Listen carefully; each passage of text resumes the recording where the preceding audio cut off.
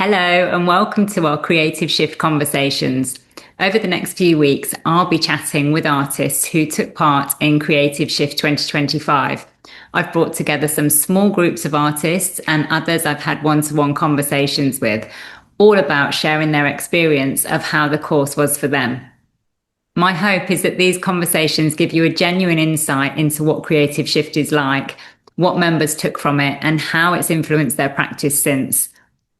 If you're considering joining us this year, hopefully hearing from some past participants can help you to decide whether the course sounds like it's right for you. I hope you enjoy the conversations. Today, I'm delighted to be joined by Louise Fletcher. Louise first did my course Creative Shift back in 2021 when the course looked quite different to how it looks today. And since then, I've watched Louise's practice grow and develop in wonderful ways, and she's always very generously recommended my course to other artists. What's really interesting about today's conversation is that earlier this year, Louise got back in touch and asked if she could return to Creative Shift. So I, of course, said yes. And what I was really interested in was what drew her back, what was happening in her practice at that time, and what happened when she returned. So that's what we're going to explore today. So hi, Louise, and welcome to, thank you for joining me. Hello.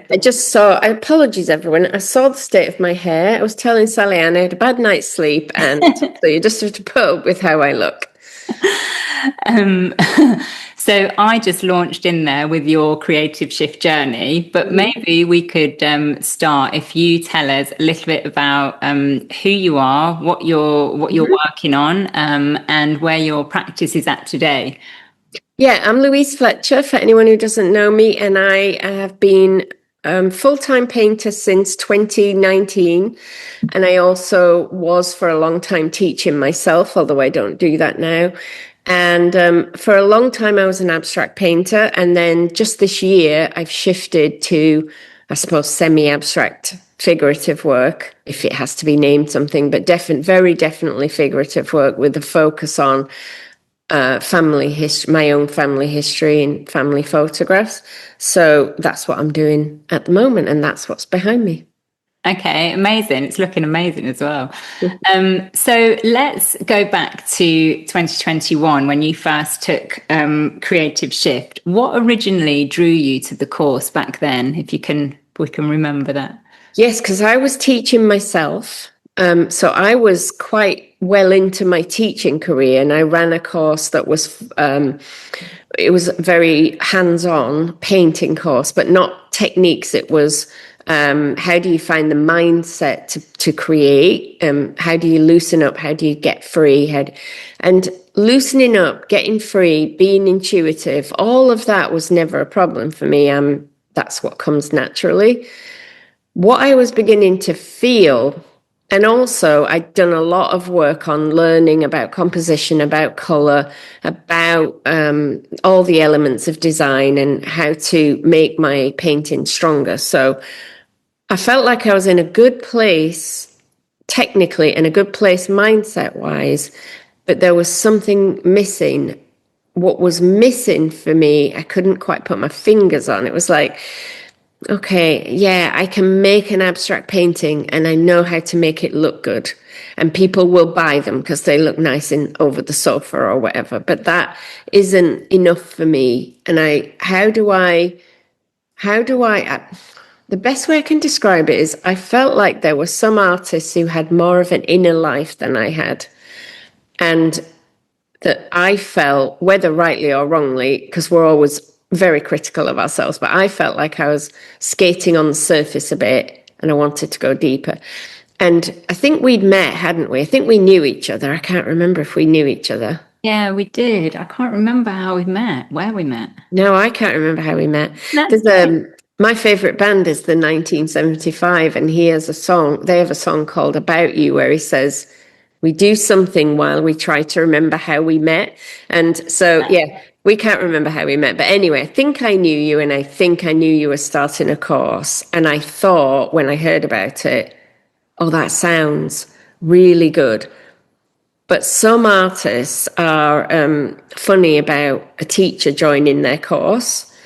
And I've actually usually avoided most courses, partly because I don't want to inadvertently steal something. Like I wouldn't do it on purpose, but you might pick something up and then reuse it. So I was cautious of joining for that. And I was cautious that you might not want me there. So I remember messaging you and saying, is it okay? And you were very welcoming and generous and said, yes, of course. And the course was quite small then, I think. We were quite an intimate group. Yeah. And it was mostly live. It was very different than what it was when I came back, but it was great. And what you brought me, it was exactly what I thought.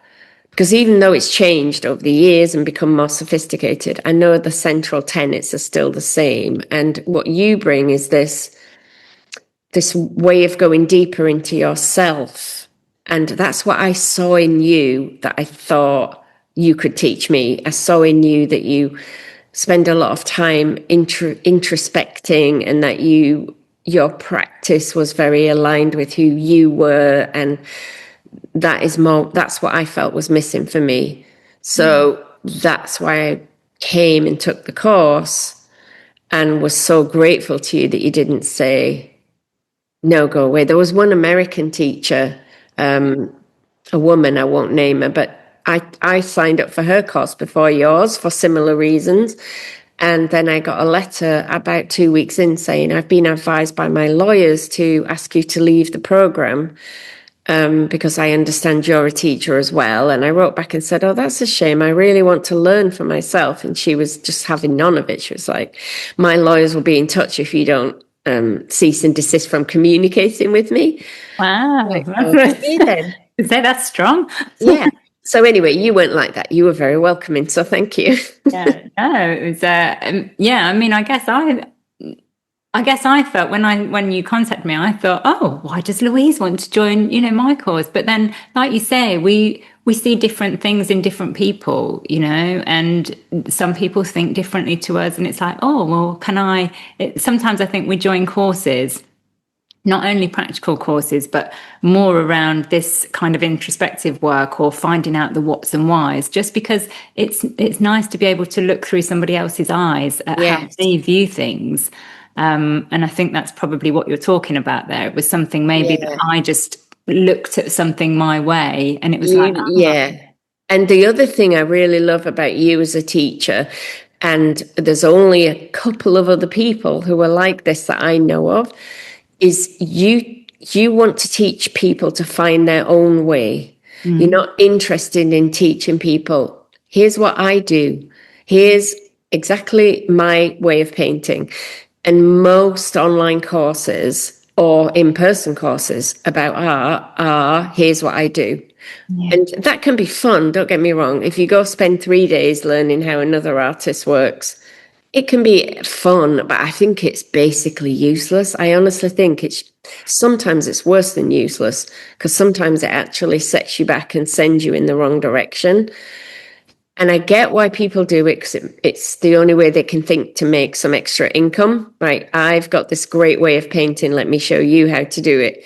But that way of painting is developed over years of their personal practice and their introspection and their interests and their preferences. And it's got nothing to do with me. And when I go on their course, I'm just distracting myself away from myself. I might learn how to mix a shade of green or a certain interesting technique, but it's not worth what it costs, in my opinion. And you're very interested in working with each person to help them find their own way and what they care about. And so it doesn't matter to you whether someone's painting hyper-realistic flowers or very abstracted paintings. You just want to help them find if that's for them and then how to develop it further.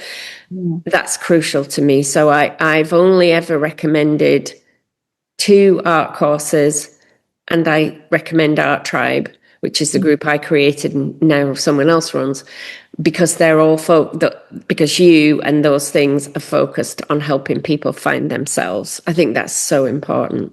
Yeah. And some artists don't want that, right? Some people want, no, just show me what to do. Just show me how to hold the brush. Just show me where to put it. But those are not the people for you. because you're not going to do that. I think when you're right, when we're starting out and when artists are starting out, I think those courses are great because they show you the how. They'll show you how to hold the brush, how to, which papers to use. And I think a lot of artists that I see joining Creative Shift, they come and they say, I know the how, but I don't know why I'm doing this. I don't know why I'm, so it's just, it's like just different layers, isn't it? And we know all the how, but like you there's just something missing. You didn't quite know what it was, but it's probably that the thing that keeps you connected to it, the deeper thing that keeps you going back, that keeps you curious. It's like your own personal inquiry that you've found. Whereas if we're, just painting for not really connecting with it, I think that's quite hard to sustain. To sustain the motivation to keep pitching up. If it's not personal to us, or we've got no connection to it. And I think at that time, so when I took that course the first time, it definitely helped me connect more with my abstract practice, and I got much deeper into what I was doing. It became really clear to me at that point that my work was always about emotional connection. So I wasn't interested in just making abstracts that look pretty, which I knew how to do. But I wanted when someone came in that they looked at my work and felt something. And obviously not everyone, but the right people, that they would feel something and have a visceral reaction to it. And that became the guiding principle. And that's what I learned through the introspection on Creative Shift, because I remember saying, I want something raw. And you said, what does raw mean? And I was like, no one's ever asked me that. I just always say that, but no one's ever asked me. And I had to go in and think, what does it mean? Because it doesn't just mean the type of marks are rough and ready, because I don't like that if it looks ugly for no reason. What I realized it meant was it's come through me without an intellectual filter, and it's honest as opposed to raw. It's honest, and in its honesty, it hits somebody else.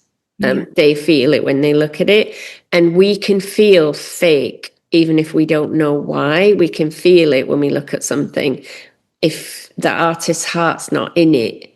Have you ever been to like a local art exhibition, and it's just a sea of surface? It's a sea of like, okay, you made a painting, but you're not feeling anything while you're doing it, and you're not in the painting. You're not in it. We can't feel you in it. We can feel, what we can feel is your cautiousness, your attempts to be good, your need to make a nice picture, but we can't feel any of you in it. And then sometimes in that little exhibition, there'll be one person who you go, oh, they're in theirs. And it might be dog portraits or landscapes. It might not be anything radical, but it's just, oh, you really love what you're doing and you've really connected with it. So I think that is what's so often missing if we don't do this introspection and figure out. So the first time, that's what you gave me. That's what Creative Shift gave me, is a way of clearly thinking, oh, I see what I'm going for.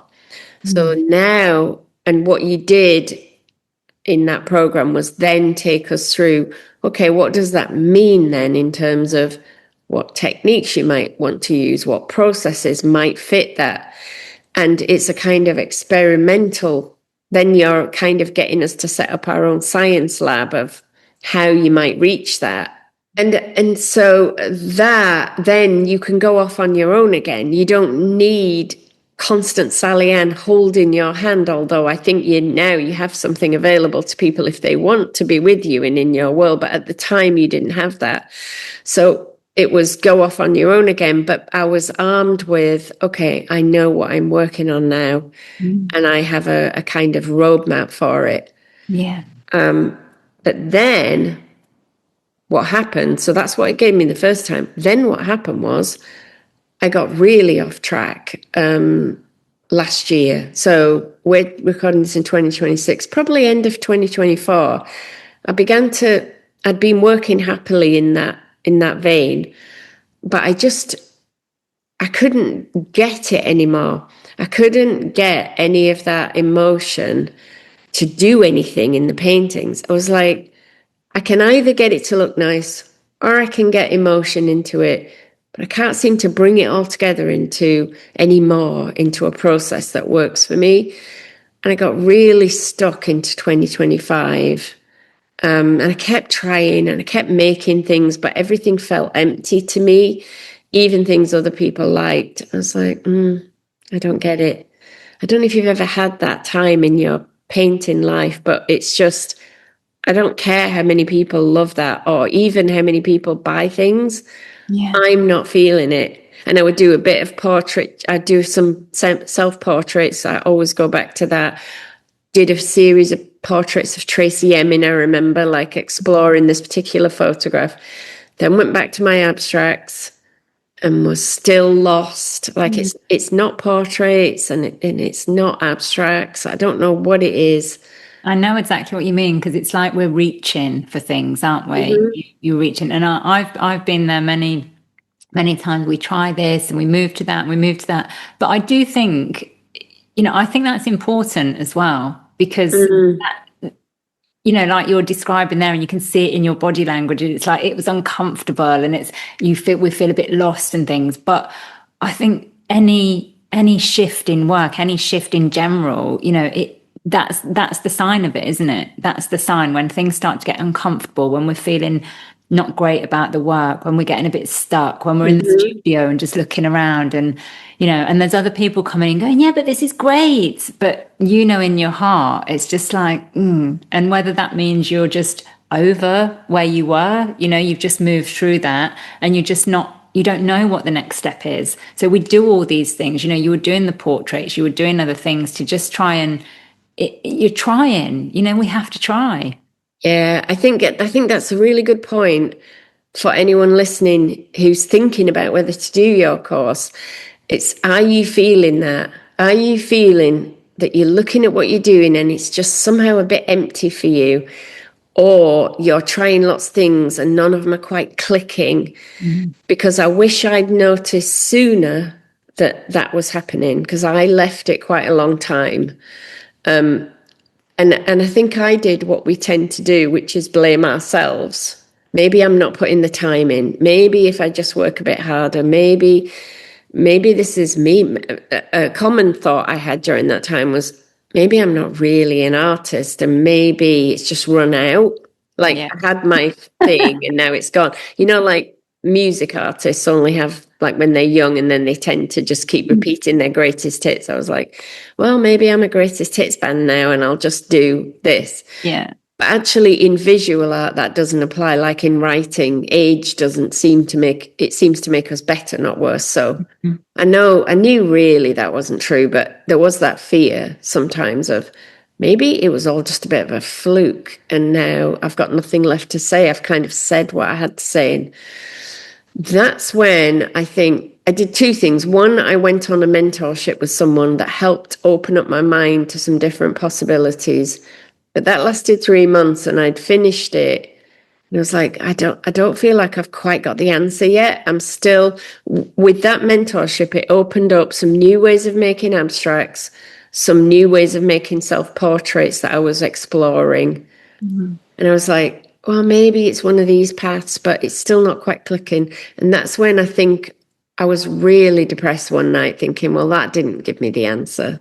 And I reached out to you saying, I tried to get into my old course to have a look at and it's not available after a certain amount of time. And of course, just like mine are like that too. So then I reached out to you and said, oh God, I thought I could still access this and I can't. And you were kind enough to let me access the latest version. 2025, last year's. Yeah. So that's when I reached out to you and said, because I can't, I'm lost. And I wish I'd now, in hindsight, done that and signed up with. I think the only reason, actually, I did think of signing up with you on that previous cohort, but I was deep in a lot of work of my own with my own courses, and I knew I'd never stay up to what you would keep up with what you were doing.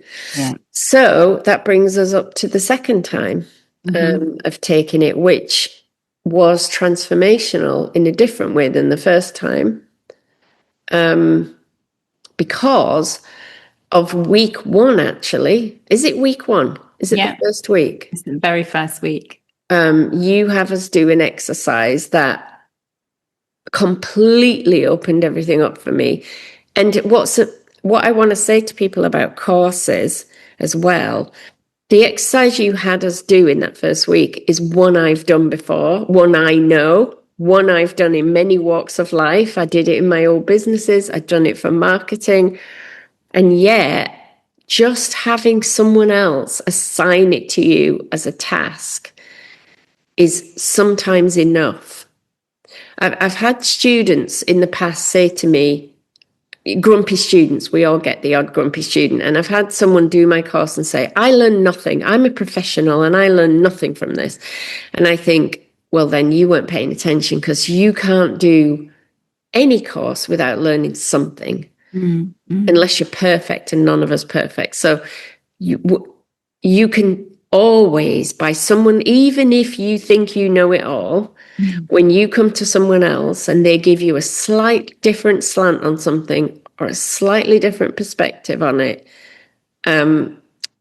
it's amazing. And you had us do this exercise, but what you did that I hadn't, maybe the slant you put on it that changed things for me, was there was a lot more introspection in finding connections within the information that the exercise unearthed. And that is where everything shifted, because when I started to mine all the information I'd brought up for connections, the word connection kept coming up over and over again, along with a few other words. And the reason connection kept coming up was actually my lack of it, my always not feeling connected fully to the family that I grew up in, and to my friends when I was young. And now I'm in a phase of my life where I've severed a lot of connections for my own choice, but now I'm not connected. What am I connected to? Because I'm now floating around. I seem to be constantly severing connections. Instead of staying rooted, I seem to be unrooting. And so I realized there's so much in that idea of connections. And the other thing that came up a lot in the exercise was the past and history. And connections and history, and not feeling connected when I was a child, simply because my parents were lovely. There's nothing wrong with them. But my mum used to say, oh, we always said you were dropped from another planet into our family. And that is how it felt to me too.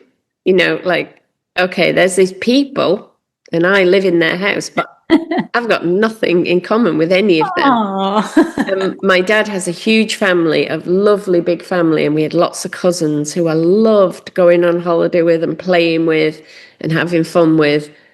But also I knew, yeah, but I'm not like you.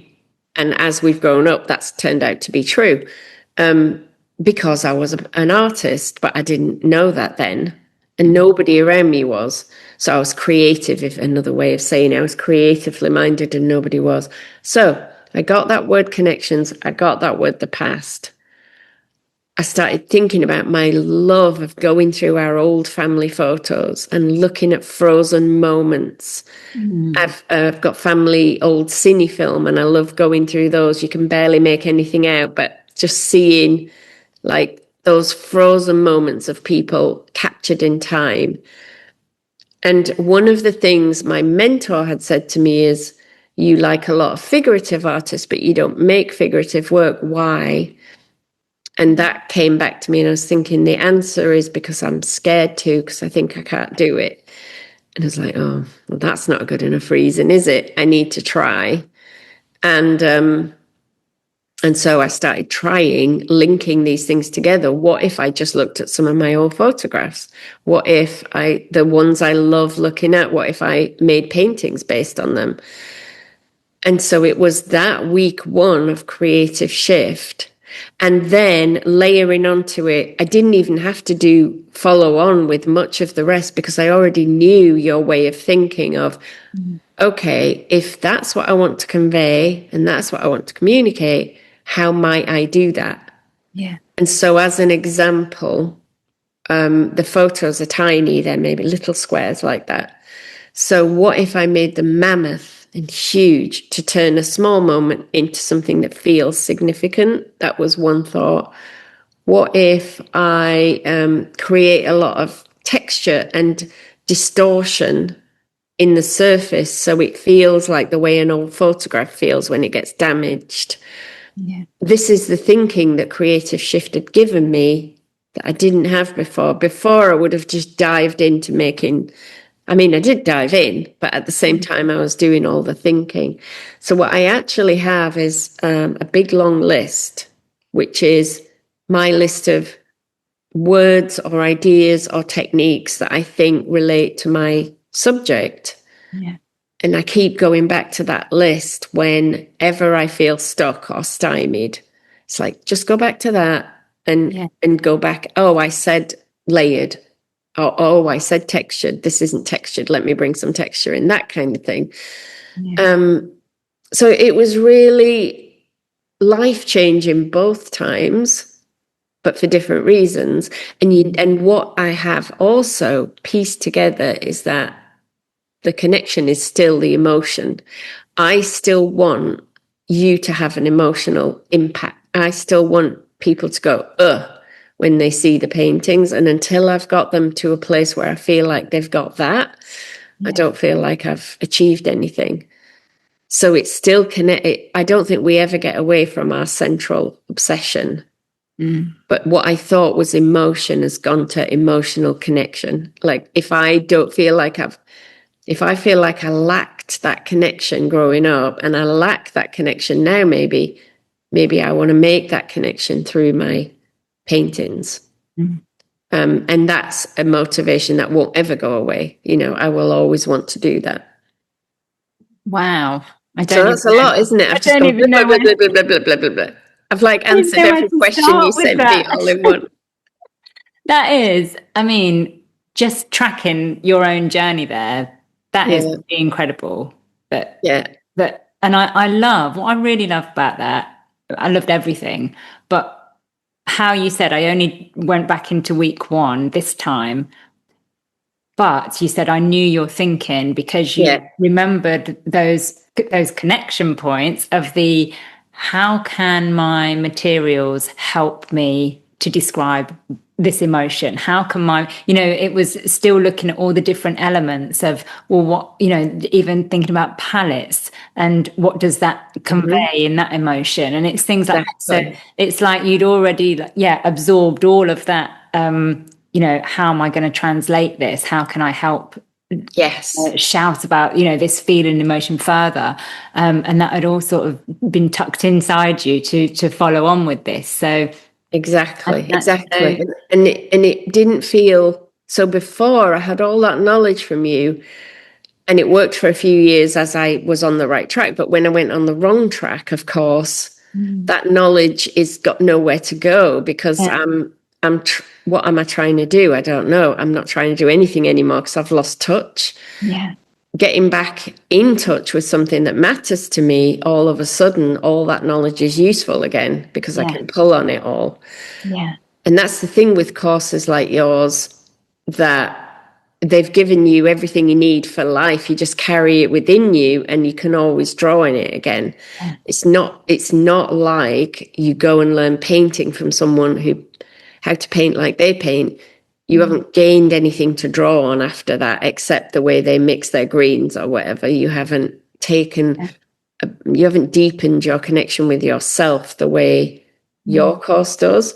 So I think what's magical about it is next time, hopefully, I'll have the wherewithal to just start again instead of going help and panicking because I know where to start. is to go back to myself and where have I lost contact with myself? And I think what we do, by the way, when we come up with something like, well, I'm obsessed with these family photos, I shouldn't say what we do. What I do instantly is think that's not important or interesting to anyone else. That's very self-centered. That's very that's just my family. Who cares about that?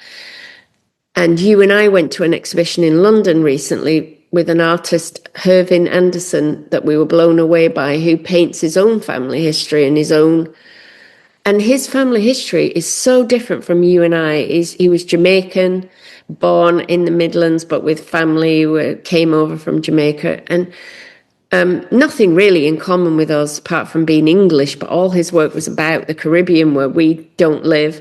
And yet you could make such a connection with it. Yeah. So it doesn't matter that it was all about his auntie and his, nephew or whatever. It just was so powerful because it was from his heart. And I think what we tend to do as artists and what your course uncovers is that we dismiss all of our things. Oh, that's just my obsession. Nobody else will care about that. Yeah. I'm obsessed with, let's take something crazy. I'm obsessed with English football. And I just want to paint footballers. But I can't paint footballers because no one will care about me painting footballers. That's stupid. So I'll go paint abstract flowers because that's what people seem to like. And meanwhile, all you really want to do is paint footballers. And if you went off and painted footballers, you might find a whole community of people who want to buy your paintings of footballers. You might find football teams that want to commission you.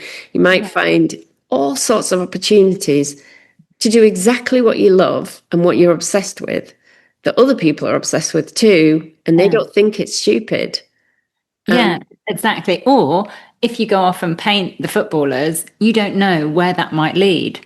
But you've got to allow yourself, because we have a module in the course called Following Your Nudges, because it's not necessarily I'm going to paint the footballers and that's where it's going to end. You don't know until you give yourself the opportunity to paint the footballers. It might lead somewhere else. It might go down the track that you've just mentioned. But it's just working within ourselves and honouring those wants, desires, thoughts, those pulls to do things. Because as well, that is how we make this really unique work. It's like looking behind you now, because I obviously follow your journey as well. Like they can't be anybody else's work. Yes. They just can't be anybody else's work because of how you've honed this through the years. They're your brush strokes, and now what you're working on is this, are they here, are they not here? And pulling out, how much do I pull through? How much? Only you can decide that for yourself. I can't tell you what's too much. I can't say, well, that little fella needs more of a face, because he doesn't, And I think what Creative Shift does is it makes us go into ourselves and talk about these things and be able to have the courage to say, no, this boy to me doesn't have a face. And I'm, it's having the confidence and the courage to stand by that. And of course, we only get that the further down the track we go with our practice. But it's courses like mine and being in those sorts of incubators, if you like. And that's what we do all through that, and talking through the, what visual elements do you feel like what shapes, what lines, how you use your marks, what colors, it's just it's just having a real realization about the way you see things, isn't it? And just, holding on to that. And like you said, sometimes we dismiss that, but that's what makes you. Yes. The way you picked up those photographs and processed it in your mind. Well, these are big moments. Why don't I make these big? Somebody else might not see it like that. They might have made 1,000 miniatures. Yeah, because that'd be also equally valid way to do it would be to make a tiny precious thing that is the same size as the photos, or, I saw something at the Royal Academy in the summer show where somebody had done a family history. It looked like old photos. I don't know if it was their family, but they were quite tiny and they were painted very simply in black and white. That was another way of doing the same thing. So everyone's choices are personal. And when you make your own personal choices, you have absolute confidence in them because they came from in here. Often people, I'm sure you get asked this too, people ask, how do I get confidence in my work? We lack confidence because we know it's not truly authentically ours. That's my experience. When I lacked confidence in my work, it's because I knew it could be better. I knew there was more and I wasn't doing it. So even though people would say, oh, I love the way you've drawn that tree, it'd be like, yeah, but, and that's just a technique. That's not, I know there's more. Whereas now, when I get one of the most common negative Facebook comments or Instagram comments I get, because I get a lot of those or some of those, is, oh, you can't draw faces then. Someone will see like the boys behind me and go, oh, so you can't draw faces. It's like, oh, and we've talked about this. Yeah. But I have the confidence to just ignore that because I know why I made the decision that they don't have a face in that instance, as you said. I know someone else put on my Instagram video the other day, oh, these feel very cold. You must feel very cold about your own family because these are very cold colours. And it was a man, of course, who mansplained to me that hue can be used to create emotion as well. And I should think about my hues. And I thought, interesting, because going through the process that we learned in Creative Shift, I had gone through colours and thought, I want cool colours or neutrals because I want too much warm and they feel too alive and too present. So I want them to feel distant. So I want cool. I might change that in the future. I might, as you say, these are nudges. I might go somewhere else.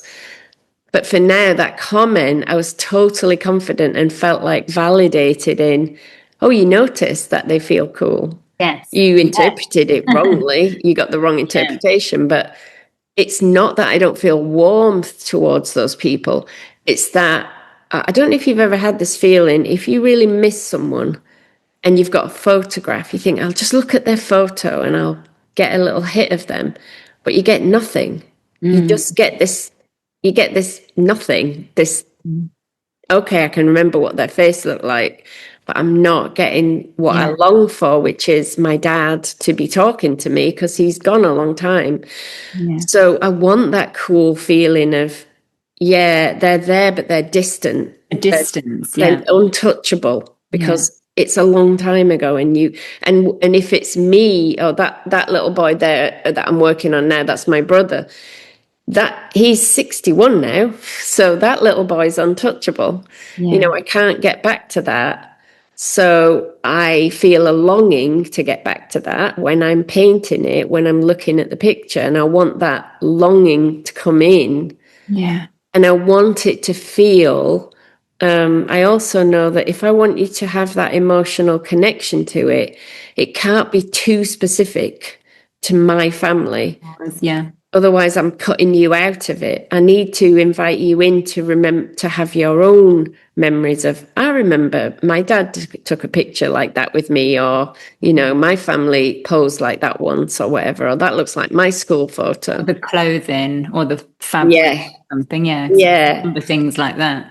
So I think it's important what you said about nudges, because the way I describe the footballers, one avenue is you might sell them and become a famous painter of footballers. But as you say, these things behind me, these might just be steps on a path to something else. I might not be always doing my own family. I might not always be doing vintage photos. I might be doing something else completely different. I might be painting vintage interiors, or I might be painting contemporary faces. We don't know where it's going to go. But what we do know is if we stay where we are and we don't take any action to unshift, then we're just going to be mired in that place where we are. And if we're happy where we are, like at the moment, I don't want to do anything different except follow these nudges. But if I get to that place where, as you said, I come in and go, oh, I don't want to do another one of these photos. I don't even want to see these things anymore. and I don't know what to do, that's when it's time for some introspection again. Because the other thing we haven't touched on, we change as people all the time. Yeah. And so who you were 3 years ago who I was in 2021 when I connected with the desire to make emotional abstracts, I'm not that person now. I've gone through a lot of personal shit in that time. And I know, and I've worked through a lot of that emotion, and I don't have the same need to express that anymore. So now I'm expressing something different because I'm different. And if you're listening to this and you've been doing one thing for a while and it's not feeling great anymore, it's not because there's anything wrong with you. It's just because you've shifted and now your work needs to shift with you. And it can be hard for us to navigate that. And you're such a lovely, gentle kind of guide on that process. You're really good at just gently nudging people along. You're not pushy and you're not dictatorial and you're not like, do it my way. It's just this really nice, flowy process. And who doesn't want to spend like weeks and weeks with yourself, thinking about yourself and what you love? Like, that's good fun. It's lovely, isn't it, to do that? And there's so many things I wanted to say then. And it's, you make such a good point about people changing, because as we're having this conversation now, I opened enrollment for Creative Shift just yesterday. And already everyone can get in. Already what I've noticed, there's alumni signing up again, and even if they didn't do it last year, they're returning from previous years. And I noticed that last year as well. It's like I see somebody's name and I think, oh, and I look back and I think they did it in 2022 or they did it. So it feels like exactly the process you've just described. We might be off and running and we're into something, but it's just the nature of the creative process that there will come a time when we work through those ideas, create the paintings, create the work, whatever it is. And then we come to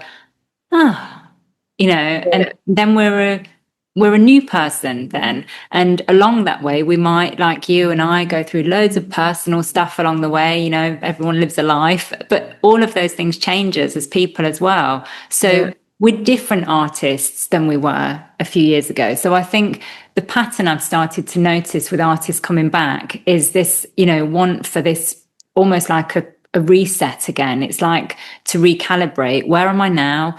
What does my practice look like? What sort of work am I wanting to make? How am I going to go about that? And it just gives us this time to process all of this. And I just gently share these ideas about, what about your shapes? What about your colors? What about what are you doing outside in your life that's influencing that? And it's just this whole kind of melting pot of everything happening in your creative life and your work and where you want to go with that as well. I think Creative Shift gives you the tools, like you've mentioned, to be able to ask your own questions. It's not just, once I've shared everything with you, you've kind of absorbed all of that and then you kind of making your own maps, you're making your own way through. Which I think is that's what gives us courage. That's what gives us confidence when we can start to see the pathway that's like, right, it's when we connect dots that we feel we're on the right track. And just coming back to your point about when you get those comments about you can't draw faces then. I was thinking, but when you were in that year 2025, I think you said I was trying this, I was doing self-portraits, I was doing blah, blah, blah.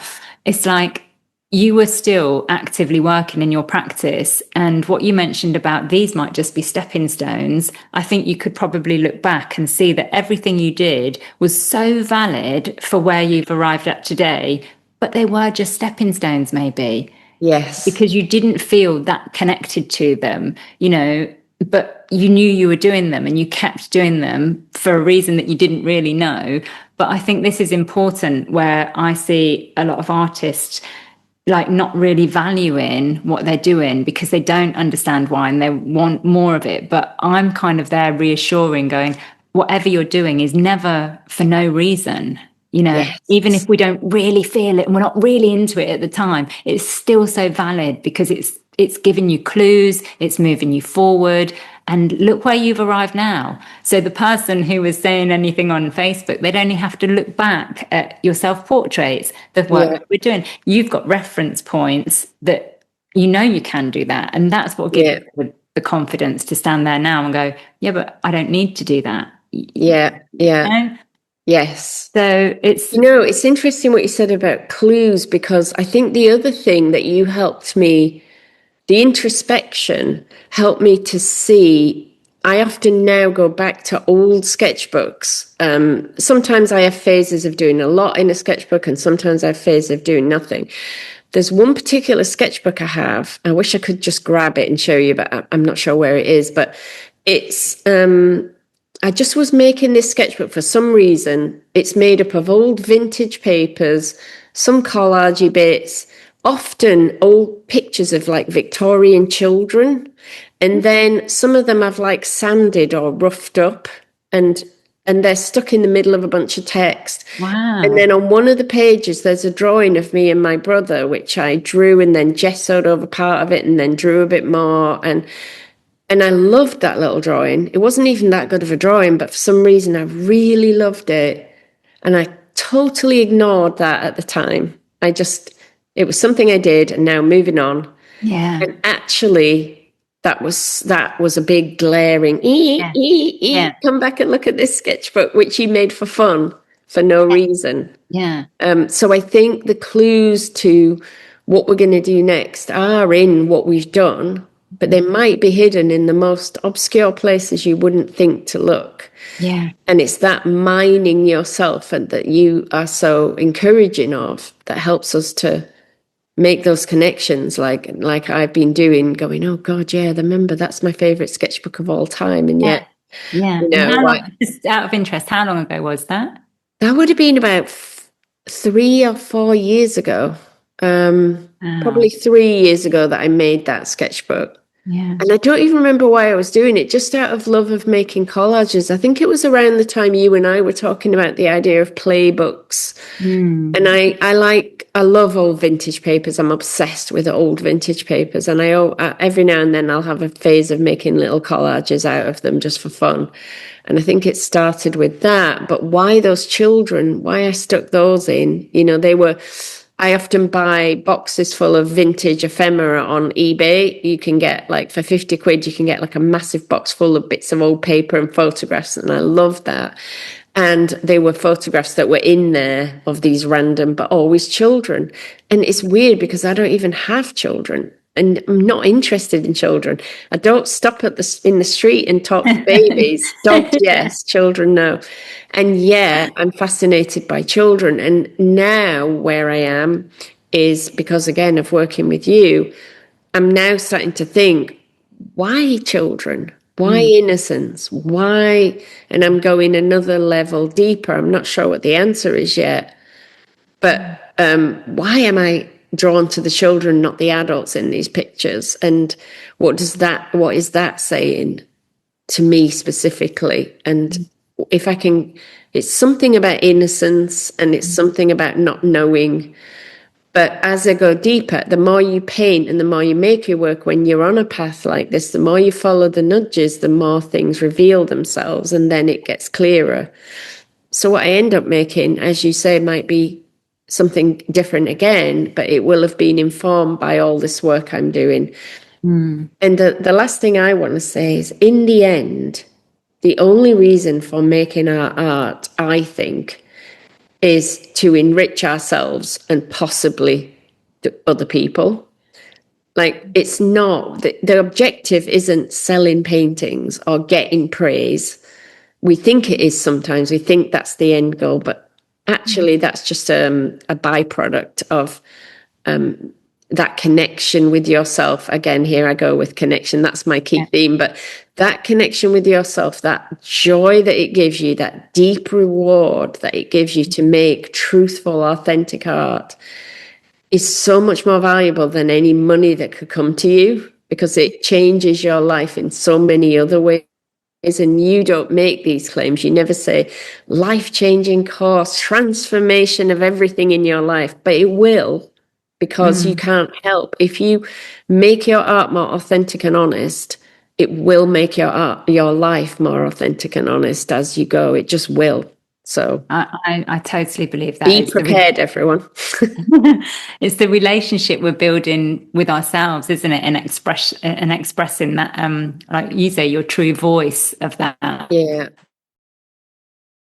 I was just saying, the phrase we hear, trust the process, and you think, trust the process, trust the process. But I think what you've just described there from that playbook that you were talking about, or your sketchbook with the children in it, it's like you don't know why you were doing that back then. But here you are a few years later. And if that doesn't say trust the process, then I don't know what does, You need to just keep honoring ourselves, keep valuing whatever it is you do, even if you don't like it at the time. It's like, just accept it and move on. Just keep making the work and move on. But, just, I think all the introspective work we do in Creative Shift, the what's, the why's, the how's, I liken that to being the foundations of our practice, so that when we're in the studio, we forget about all that. We're not in the thinky stuff when we're in the studio, because we're doing all that work like outside, and that's like what's absorbing. So when we're in the studio, I want people to be able to work intuitively and work to that, deep inner place, that just, so then the work just comes out, yeah. Oh, wow. We've talked through so much. Haven't we? I've gone on way too long, and I talk way too much, but I'm so enthusiastic about this because with me not teaching now, I think your course is one of the few places that people can get this kind of, help in finding their own way. And so I was so keen to tell everyone about it that I'm like, blah, blah, blah, blah, blah, blah, blah, blah. No, it's been fascinating to listen to you, and you said so many things that I've not known about your practice and the way you've moved to where you are now. So that's just been amazing. Thank you for taking the time to share that with us. You're welcome. So just before we wrap up, I've got some surprise quick fire questions for you. Okay. So in Creative Shift, as you know, it touches on many areas of a creative life. So from like inspirations, materials, space, noticing, staying connected. So they're around that. So there's just 5. Okay. So 1, inspiration. Where are you finding inspiration at the moment? Oh, totally from family history. So talking to my mum, we're going through boxes of old photographs. My cousin is currently converting old slides into images and we have a Facebook group for the cousins, and it's just full now of old film and old photographs that I've never seen of my own family, just moments captured of my mum and dad or me. And so completely from that at the moment. Isn't it funny how your word that you were really honed in on was connection, and now I'm literally putting 2 and 8 together here, but all these connections you're making in spending time with your mom, doing this, not that you weren't, but you're connecting in very different ways with your work, but bringing this family history together. So true, because I always felt I am very different from my cousins, and but we've got this in common. I'm seeing that we all loved that time. We all had a brilliant time as kids, playing with each other and being with our families. It was such good fun, and seeing that, it's like, oh, I do have a connection to these people. It feels like a really important time, actually, when you look back in a few years. Who knows where this will take you, but this feels like it's a really special and nourishing time for you. And all of these adults, all of the remaining adults of that group, apart from my own mum, they're either dead or they have dementia now in various stages, because they're all quite old. And so to see them back as their young selves and, to feel that connection to them, which we can't have now, even if we wanted to, because they're not there anymore. It's been really amazing. So. Okay, question 2, materials. What materials are on your studio desk right now? Oh, it's such a mess, Sally-Ann. So there's paint, there's pencils, there's charcoals, and there's pastels. And all of that is getting used combined. so soft pastels, not oil pastels. And there's big buckets of water because the pastels and charcoal are getting mixed with water, and so I'm putting them on and then adding water, and there's what's it called, airbrush medium. There's a big tub of airbrush medium because I find if I spray that onto the pastels, it kind of fixes, and then they stay as fixed. So I love that. That's a huge thing about Creative Shift, of finding your process, like finding what works for you, how yeah, I never thought I'd be using pastels with acrylic paint. Yeah, but there we are. So there we are. Space, tidy studio or creative chaos? a bit of both. So the painting table that I work on is creative chaos. The rest of the studio is relatively tidy because I tidied it up. So what I am is I make a giant mess. It gets overwhelming and then I can't bear it. I do need some kind of order. So I have a day of sorting out, organizing, tidying up. Within a few days, it's chaos again, and I'll last in that for a month or so, and then I'll sort it out. Then you take time to do it again.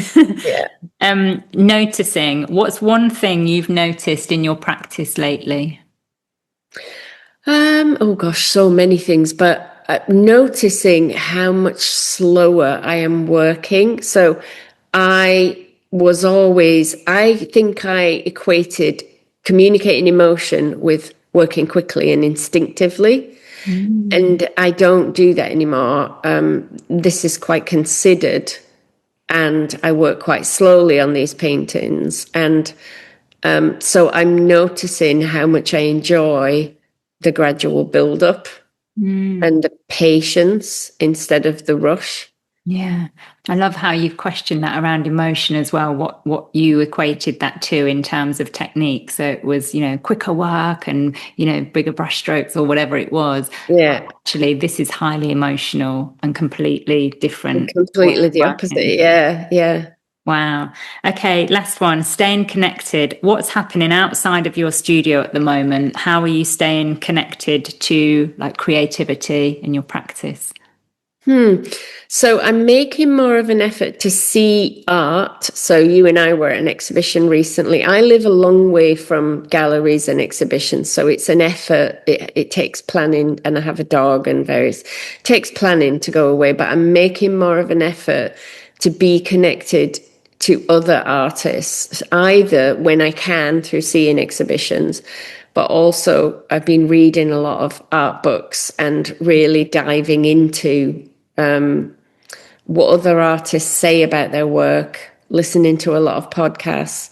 I think that I'll need to find new communities because I've given up teaching. The communities I naturally built are gone, but I need to make more community to stay connected because you can get, yes, all of the inspiration coming from the photos and my family is great, but you also need to be feeding that. I think like I got a lot out of that trip to London, just seeing two very different artists who create an emotional connection through their work in wildly different ways.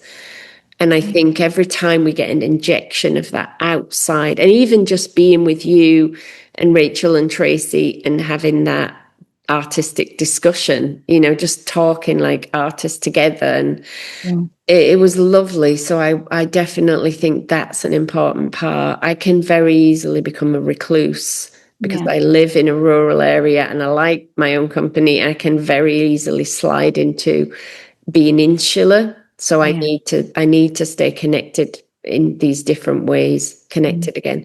I need to stay connected to other artists and other creative input. Yeah, I think you're totally right to kind of stay on that and keep it present, because I think that's one of the things we can really easily not even realize is happening.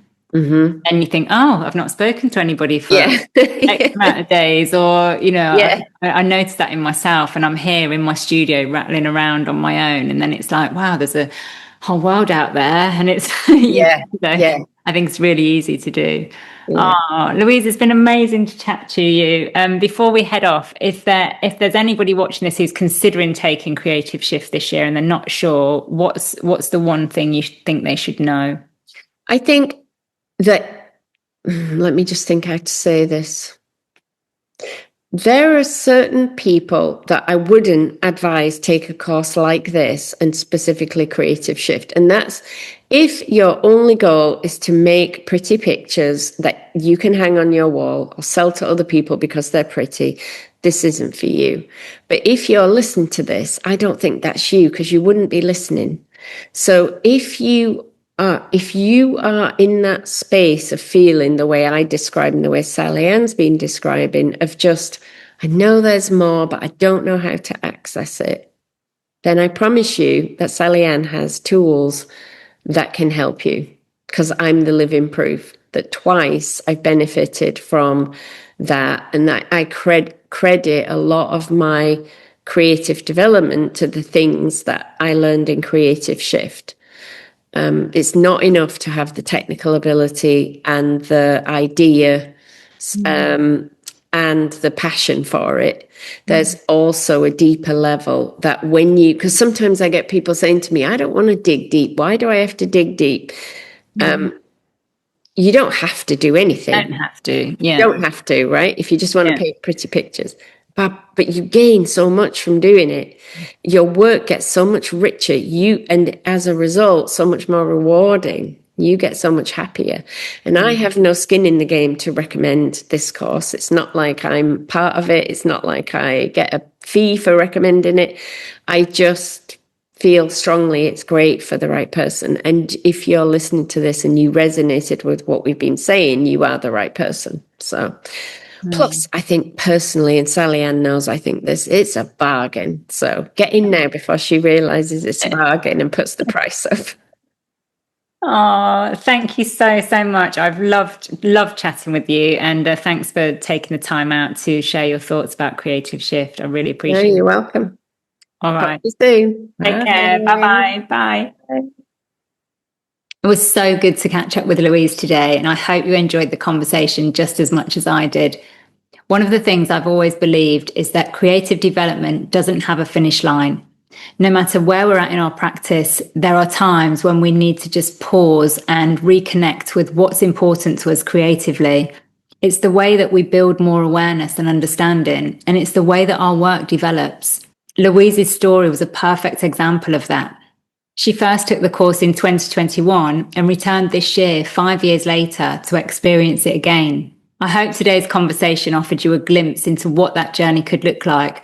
And perhaps it was a reminder for us that reflection, curiosity, and growth remain important at every stage of a creative life. If you'd like to find out more about Creative Shift 2026, the details are below, and we start on the 7th of September. But before that, I'm running a 5-day free course this year. We start on the 24th of August. It's called Seeing More Clearly, and we'll be using a handful of the practical tools that I use in Creative Shift and working through a process that will take you from noticing your inspirations to taking action in your creative practice. So the details for that are also below, and I would love to see you there this year.